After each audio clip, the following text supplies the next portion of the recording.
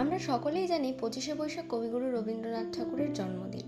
আর তার জন্মদিন উপলক্ষে আয়োজিত এক রবীন্দ্র সন্ধ্যায় আমিও আমার নাচের গ্রুপ নৃত্য পরিবেশনায় অংশ নিয়েছিলাম। আমাদের নৃত্যানুষ্ঠানের জন্য কিছু বিশেষ থিমের জুয়েলারির প্রয়োজন ছিল, তো আজকে সেগুলোই বানাবো। আমি এখানে প্রথমে একটা কার্ডবোর্ডকে গোল করে কেটে নিয়েছি এবং এরপর সেটাতে লাল কালার করেছি, আর পুরো গোলটাকে আমি গামছা দিয়ে কভার করে নিয়েছি। এরপর আমি এটাতে টাসেল লাগিয়ে নিয়েছি। এরপর বিডস এবং কড়ি দিয়ে মোটিভটাকে তৈরি করে নিয়েছি। এখানে আমি সেম প্রসেসে একটা চোকার ও দুটো কানের বানিয়েছি।